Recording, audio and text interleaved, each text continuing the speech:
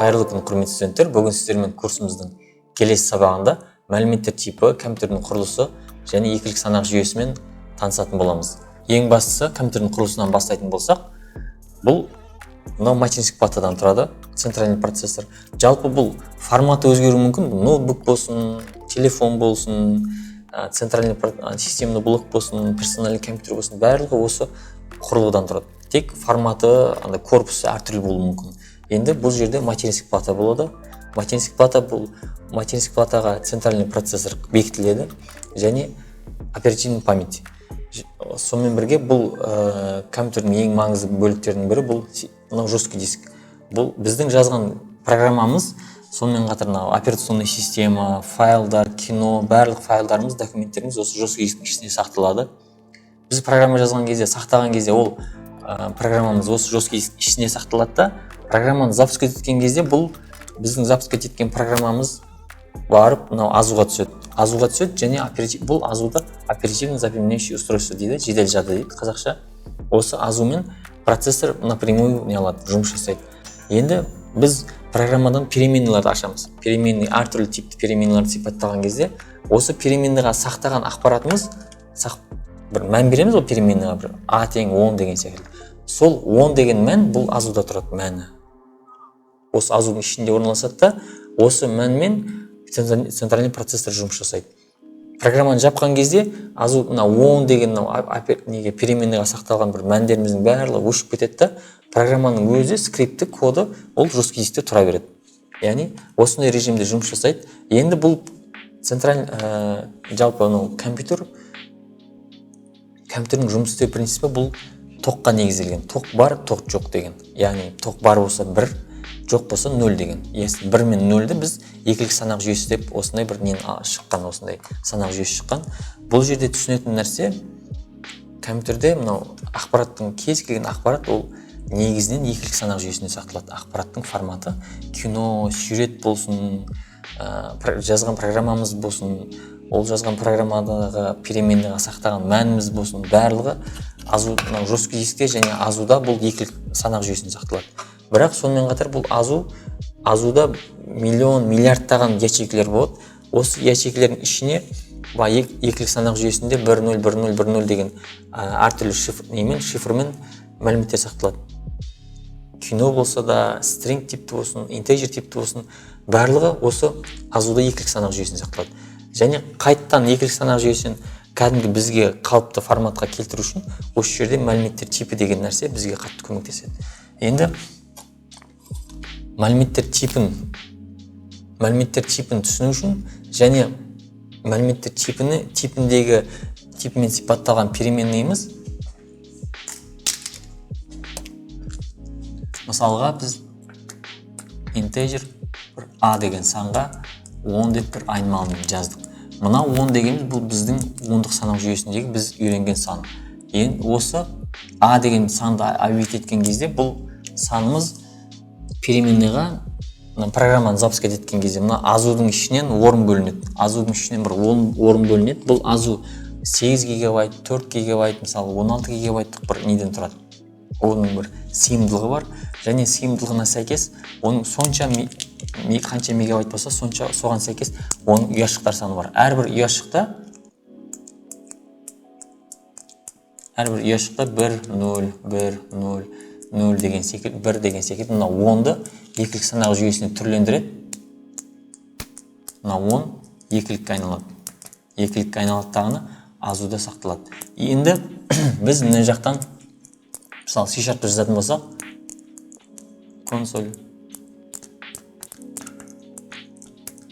write line a деген переменныйді шақырған кезде аға экранға осы мынаның мәнін шығару керек. Осының мәнін шығару үшін ол компилятор алады да осы мынау 10 деген мәніміз орналасқан ұяшықтардың адресін алып, осы адрес арқылы оның мәнін шығарады. Бұның адресі бізде 16-лық адресі 16-лық санақ жүйесінде беріледі, азуда. Ал оның ішіндегі мәліметтері екілік санақ жүйесінде беріледі. Жалпы осылай жүреді. Енді біз екілік санақ жүйесін дұрыстап не алатын болсақ, бұл екілік санақ жүйесі 0 және 1 деген сан. Осындай бір 0 мен 1, яғни тоқ бар, жоқ, бар, мына жоқ деген. Тоқтың бар болу, жоқ болу 0 мен 1 мен біз образына бейнелегенбіз. Бірақ неде компьютерде сақталған кезде мысалға қараңыз. Мынандай бір дисковод болсын. Дисководты былай микроскоппен көретін болсаңыздар, ішінде күйдірілген бір облыстар болады. Күйдірілген осындай. Оны микроскоппен көрген кезде көрінеді. Осы мынау күйдірілген облысымыз 1 болады да, күйдірілмеген облысымыз 0 болады. Яғни осы 1-0-1-0 деген осылай белгіленеді. Енді жесткий диск ішінде де сондай бір нелер болады, мынандай дисктер болады. Жесткий дисктің іші жалпы оның ішінде магнитный диск болады, және мына басында читающий головкасы болады. Осы читающий головка мынау магнитный дискке метка қояды. Метка бар болса 1 болады, жоқ болса 0 болады деген секілді. Жалпы образын айтқан кезде осылай 1 мен 0 ақпарат сақталады. Біз енді 1 мен 0 деген ақпаратты мына түрге және мына түрде информацияны қайтадан 1 мен 0-ге айналдырып, осы жердегі бір конвертацияның қызметіне араласатын мынау мәліметтер типі деген тақырыпты жақсы түсініп алуымыз керек. Келесі, мысалға бір 3 деген санды екілік санақ жүйесіне айналдыратын болсақ, бұл үшін біз 2-ның 0 дәрежесі, 2-ның 1 дәрежесі,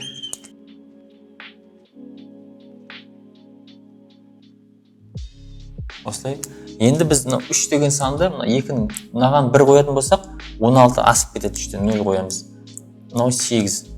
1 қоятын болсақ асып кетеді. 4. 1 қоятын болсақ 3-тен асып кетеді, 0 болады. Мынауымыз 2. 1 қоямыз және 1.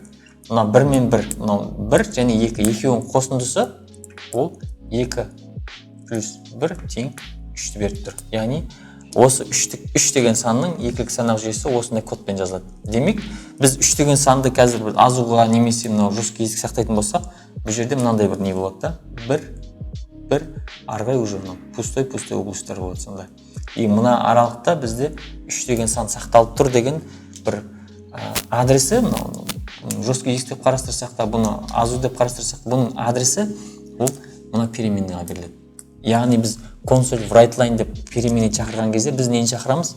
Оның орналасқан адресін шақырамыз. Азудағы немесе жесткий дисктегі деген секілді. Осы адресін шақырған кезде оның ішіндегі мынау екілік санақ жүйесінде тұрған мына кодты алады. Ол кодты мына мәліметтер типіне сәйкес конвертация жасап, оны мына түрге айналдырады, ондыққа айналдырады. Яғни ортада ақпарат алмасу, ақпараттың түрленуі осылай жүреді.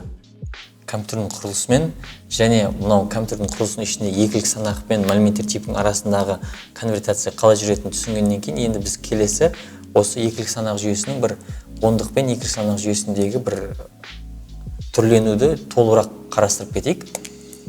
Ол үшін біз 2-ның 0 дәрежесі, 2-ның 1 дәрежесі, 2-ның 2. Сонда бізде барлығы 8 ұяшық болды.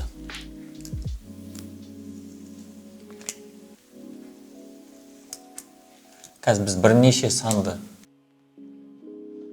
санды түрлендіретін боламыз. Осылай үлкен қылып сыздым. Енді бұның мәндерін жазып шығайық. 2-ның 0 дәрежесі 1 болады. 2, 4, 8, 16, 32, 64. Енді мынандай нәрсе бар. Бұның 64, 128. Мына жақта келесі 2-ның наяқта ой алайық. 2-ның 8 дәрежесі бұл уже 256. Жалпы мынандай бір правила бар. 2-ның 0 дәрежесі ол 1-ге тең. 2-ның қосындысы 3-ге тең. Мына 2-ның қосындысы 3-ге тең. Бұл 3-іміз 4-тен 1 санға кіші. Енді 1, 2, 3, 4 болса 7 болады. Мына 3-ің болса 7. 7-іміз 8-ден 1 санға кіші. Мынаның 4-інде бәрін 1 қылған кезде бұл 15 болады. 7 болады. 3, 7 болады. 7 мен 8 қосса 15 болады. А 15-іміз 16-тан 1 санға кіші. Бәрін қосса 31 болады. Мынадан 32-ден 1 санға кіші. Бәрін қосса 63 болады. 1 санға кіші. Осындай бір қарапайым ереже бар. Мына сандарды қосып не алған кезде көмектеседі. Мысалға бізде 128 деген санды түрлендіретін болсақ, онда біз мынаның тұсына 1 қоямыз да, қалған барлығы 0 болып кетеді. Енді 127 деген сан болатын болса, онда 127-міз мынадан бір сан кіші, сондықтан біз мынаны 0 қыламыз, қалған бәрін 1 қылып жібере саламыз. Осы принцип сақталады. Мысалы, 31 десек. 31 десек. Қиналып бәрін қосып жүруге де болады мысалға. Бірақ 32 ең үлкен санды тауып аламыз.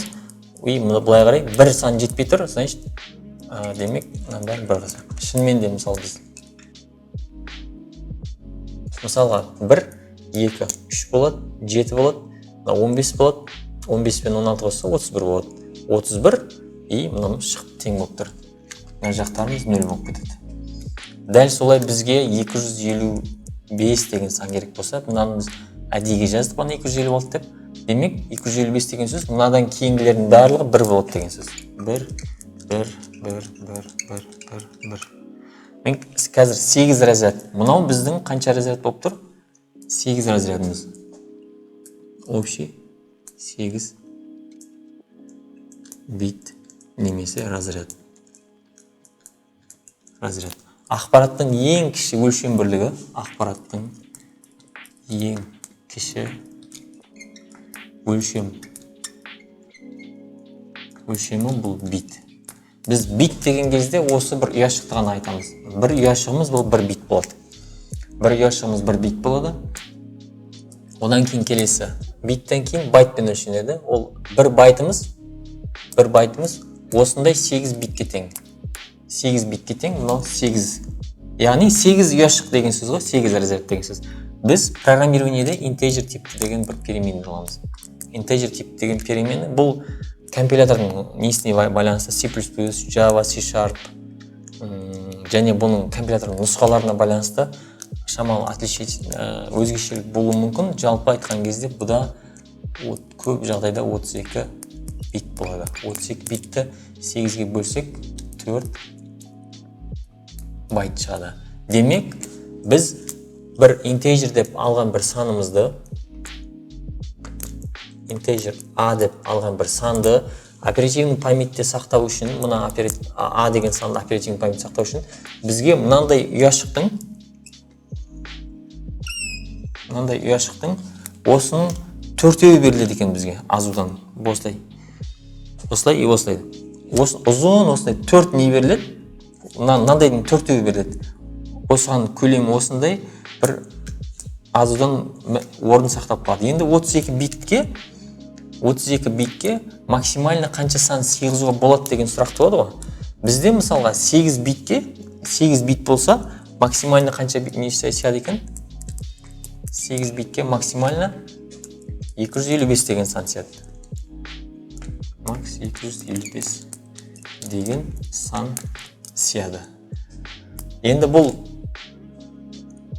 16 болатын болса, біз мынаны тағы да жазуымыз керек. 2008 дәрежесі, 2009, 10, 11, 12, 13, 14, 15, 16, 17, 18. 2-ның 0-мен есептеген кезде 2-ның 31 дәрежесіне дейінгі санды салып, барлығын 1-мен белгілеп шыққан кезде қандай сан шықса, біздің integer типті A деген санға соншама максимальный сан сыяды екен. Енді бұл integerдің жалпы 2 түрі бар негізінде. Ол unsigned және signed деген. Яғни минус санды сақтай алатын, минус бір определенный бір x санмен плюс сан x-ке дейін бір санды сақтай алатын бір не бар. Және келесі unsigned дейді, ол тек қана плюс сандарды ғана сақтайтын integer болады. Бұл компилятордың нұсқасына байланысты. Жалпы теория ретінде біз білгеніміз дұрыс болады. Енді осы мынаны біз 32 разряд деп алайық. 32 разряд деп алатын болсақ, бұның ең алғашқы саны бұл плюс-минусты білдіретін бір таңбаны алып қалады. Қалған 31 разрядқа осы санды сыяды. Егер unsigned болатын болса, бәрі тек плюс санды сақтайтын болса, оған плюс мына жердегі де кіріп кетеді өзі. 32 разряд толығымен санды сақтау үшін жұмыс жасайды. Мына типке максимально көп сан сыяды. Мынаған қарағанда. Сондай бір айырмашылықтар бар. Жалпы біз екілік санақ жүйесін қалай түрлендіретін, ондық санақ жүйесін қалай айналдыратынын түсіндік. Бұның біз тек integer типтік мәліметтер типінің ортада конвертация қалай жүретінін мысал қарастырғаннан кейін бізде string char типті бір айнымалылар болады. String char бұл string типті мысалға біз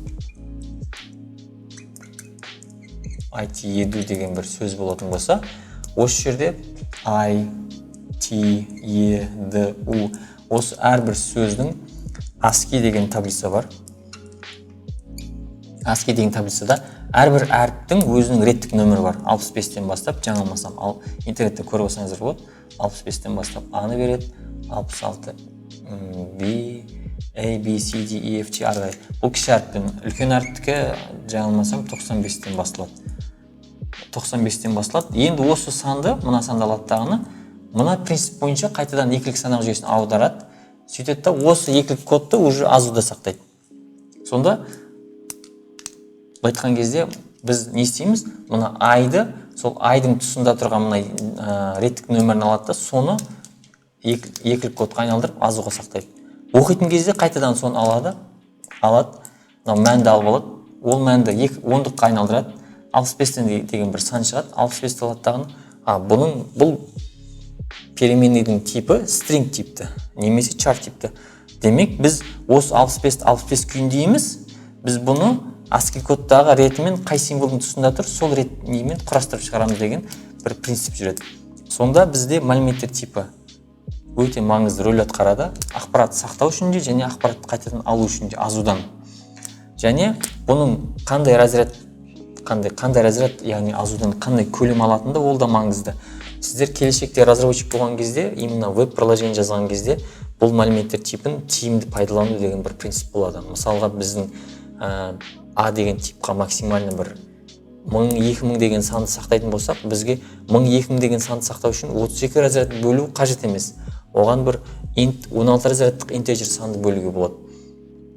Бір сондай бір оптимизациялық принциптерде бұл ақпараттарды білу маңызды болады. Әзірге жақсы, сау болыңыздар.